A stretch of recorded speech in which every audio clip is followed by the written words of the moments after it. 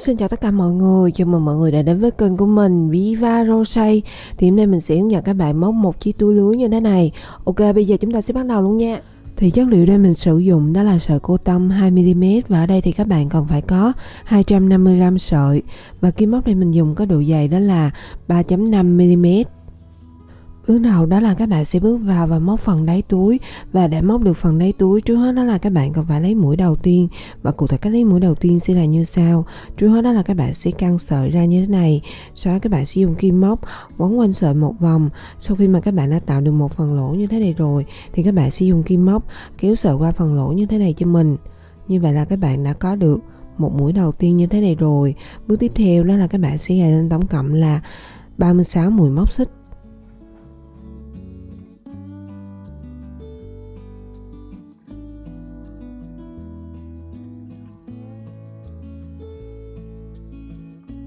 Sau khi mà các bạn đã móc lên đủ 36 mũi móc xích rồi, bước tiếp theo đó là các bạn sẽ bước vào và móc lên dòng thứ nhất.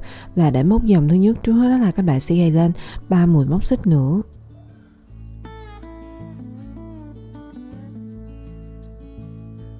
Tiếp theo đó là các bạn sẽ mở qua 4 chân mũi móc xích đầu tiên, 1, 2, 3 và 4, đâm kim móc vào chân mũi thứ 5 và móc lên một mũi móc kép.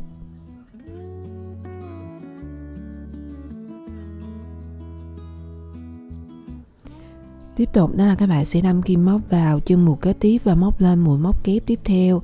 Thì đến đây các bạn sẽ bắt đầu lặp lại các bước. Đó là các bạn sẽ đâm kim móc vào mỗi một chân mũi và móc lên mỗi một mũi móc kép cho đến hết chân mũi cuối cùng, thì mình sẽ tiếp tục hướng dẫn các bạn nha. Sau khi mà các bạn đã móc đến hết chân mũi cuối cùng rồi thì các bạn đã móc xong dòng thứ nhất và tổng số chân mũi giờ các bạn đang có là 36. Tiếp tục đó là các bạn sẽ móc lên dòng thứ hai, và để móc dòng thứ hai, trước hết đó là các bạn sẽ gài lên 3 mũi móc xích, sau đó thì xoay ngược phần móc lại.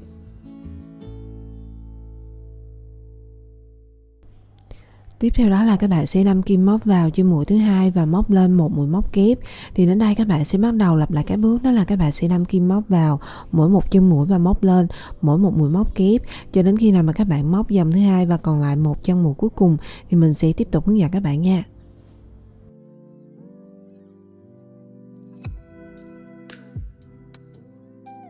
Sau khi mà các bạn đã móc dòng thứ hai và còn lại một chân mũi cuối cùng như thế này rồi, thì bước tiếp theo đó là các bạn sẽ đâm kim móc vào chân mũi cuối cùng, cũng chính là mũi móc xích thứ tư tính từ dưới tính lên trong tổng số 4 mũi móc xích đầu tiên mà các bạn đã bỏ qua.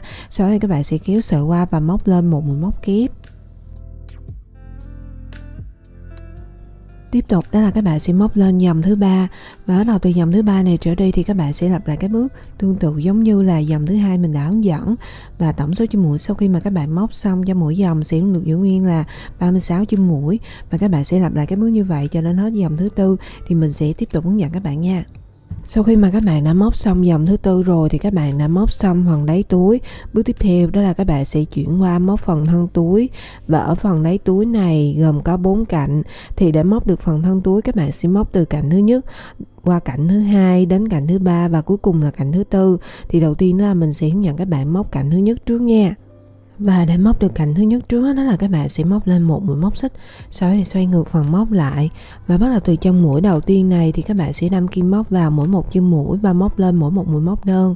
Và các bạn sẽ lặp lại cái bước như vậy cho đến hết chân mũi cuối cùng của cạnh thứ nhất, thì mình sẽ tiếp tục hướng dẫn các bạn nha.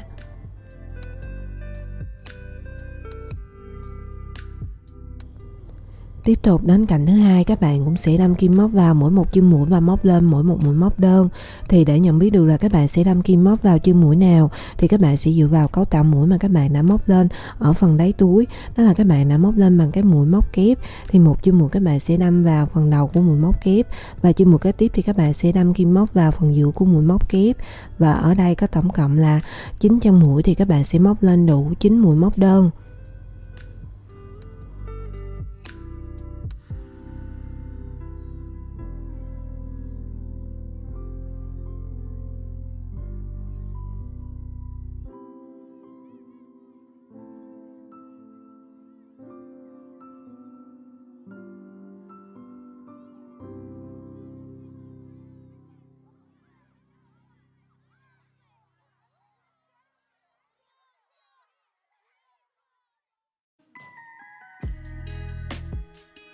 Sau khi mà các bạn đã móc xong cạnh thứ hai rồi, tiếp tục là đến cạnh thứ ba thì các bạn sẽ lặp lại cái bước tương tự giống như là cạnh thứ nhất mình đã hướng dẫn.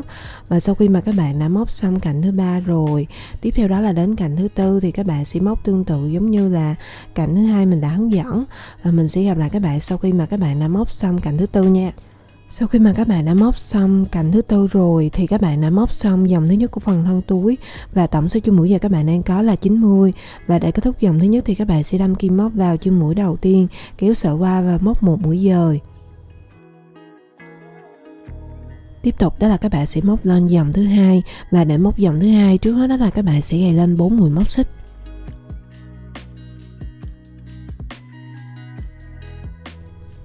Tiếp theo đó là các bạn sẽ bỏ qua hai chân mũi, đó là chân mũi thứ hai và chân mũi thứ ba, đâm kim móc vào chân mũi thứ tư này, móc liên tục 4 mũi móc kép cùng một chân và khoảng cách giữa hai mũi móc kép với nhau đó là một mũi móc xích.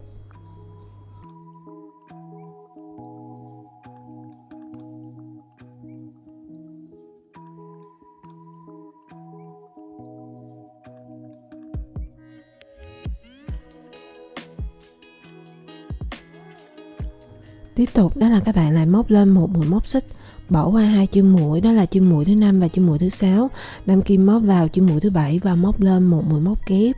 Sau đó thì các bạn lại móc lên một mũi móc xích.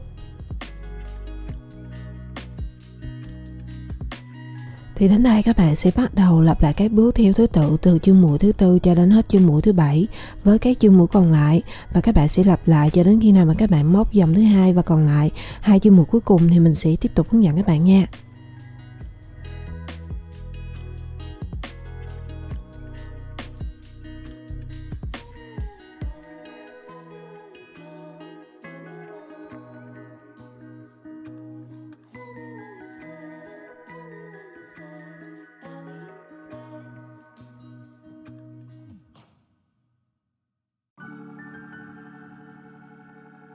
Sau khi mà các bạn đã móc dòng thứ hai và còn lại hai chân mũi cuối cùng như đây rồi thì bước tiếp theo đó là các bạn sẽ móc lên một mũi móc xích.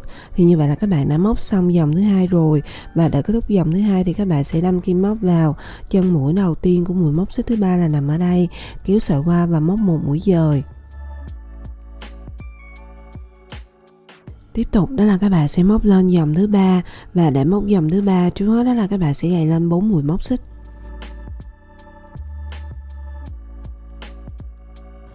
Sau đó thì các bạn sẽ đâm kim móc vào phần lỗ của mũi V đôi thứ nhất, móc liên tục 4 mũi móc kép cùng một phần lỗ và khoảng cách giữa hai mũi móc kép với nhau đó là một mũi móc xích.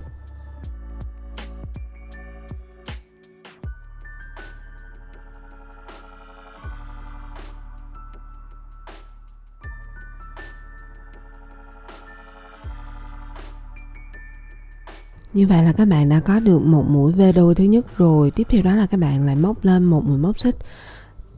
Sau đó thì đâm kim móc vào chân mũi của mũi móc kép và móc lên một mũi móc kép. Tiếp tục các bạn lại móc lên một mũi móc xích. Thì đến đây các bạn sẽ bắt đầu lặp lại các bước theo thứ tự từ mũi V đôi thứ nhất cho đến mũi móc kép thứ nhất với các chân mũi và phần lỗ còn lại, và các bạn sẽ lặp lại cho đến hết dòng thứ ba. Và sau khi mà các bạn đã móc xong dòng thứ ba rồi, với các dòng còn lại các bạn sẽ lặp lại các bước tương tự giống như là dòng thứ ba mình đã hướng dẫn, và các bạn sẽ lặp lại cho đến hết dòng thứ 16 thì mình sẽ tiếp tục hướng dẫn các bạn nha.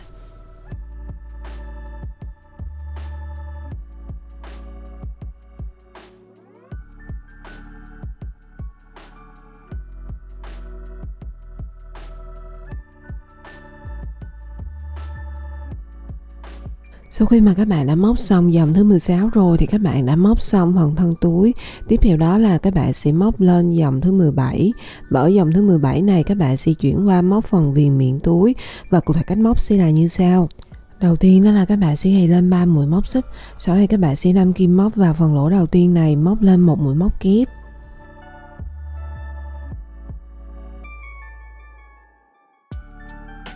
Tiếp theo đó là đến 4 chân mũi của mũi V đôi thì các bạn sẽ đâm kim móc vào mỗi một chân mũi và móc lên mỗi một mũi móc kép.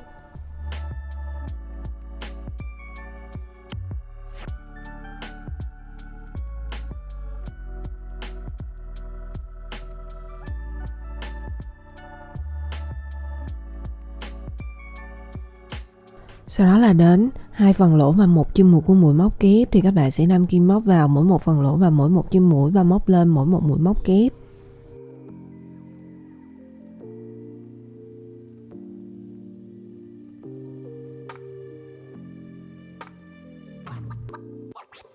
Thì đến đây các bạn sẽ bắt đầu lặp lại các bước như nãy giờ mình đã hướng dẫn cho đến hết chân mũi cuối cùng của dòng thứ 17 là nằm ở đây, thì mình sẽ tiếp tục hướng dẫn các bạn nha. Sau khi mà các bạn đã móc xong dòng thứ 17 rồi, để kết thúc dòng thứ 17 thì các bạn sẽ đâm kim móc vào chân mũi đầu tiên của mũi móc xích thứ ba là nằm ở đây, kéo sợi qua và móc một mũi dời. Tiếp theo đó là các bạn sẽ kết mũi lại bằng cách là móc lên một mũi móc xích, kéo sợi ra một động và dùng kéo cắt đi phần đoạn sợi thừa này cho mình.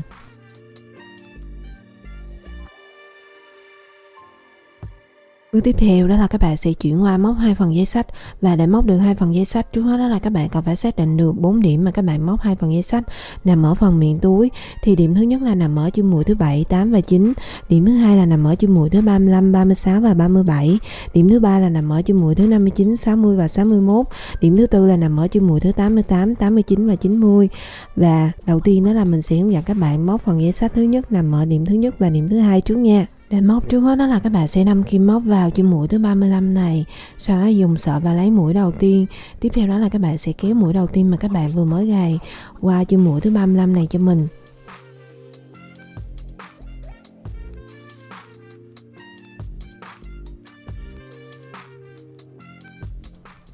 Tiếp theo đó là các bạn sẽ gài lên tổng cộng là 80 mũi móc xích.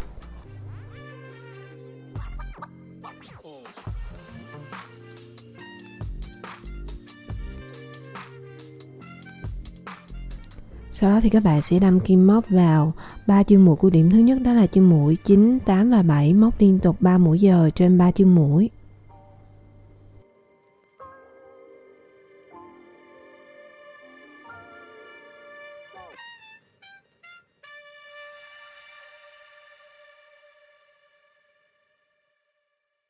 Tiếp theo đó là các bạn sẽ đâm kim móc vào các chân mũi móc xích và móc lên mỗi một mũi nửa kép, và các bạn sẽ lặp lại các bước như vậy cho đến hết chân mũi cuối cùng thì mình sẽ tiếp tục hướng dẫn các bạn nha.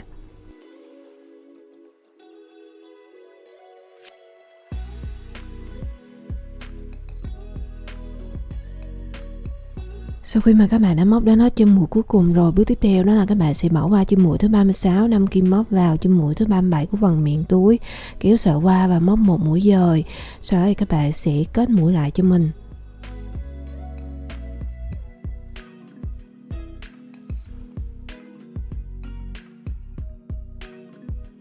Như vậy là các bạn đã móc xong phần dây xách thứ nhất rồi. Với phần dây xách thứ hai, cách móc cũng sẽ tương tự giống như là phần dây xách thứ nhất mình đã hướng dẫn, và mình sẽ gặp lại các bạn sau khi mà các bạn đã móc xong phần dây xách thứ hai nha. Ok, sau khi mà các bạn đã móc xong phần dây xách còn lại rồi, bước cuối cùng đó là các bạn sẽ dùng kim khâu và khâu lại những đoạn sợi bị thừa vào bên trong của chiếc túi. Thì như vậy là các bạn đã hoàn thành xong một chiếc túi lưới như thế này rồi. Mình chúc các bạn sẽ thành công với sản phẩm của các bạn làm ra nha. Chào tạm biệt và hẹn gặp lại các bạn ở video sau. Bye bye, see you.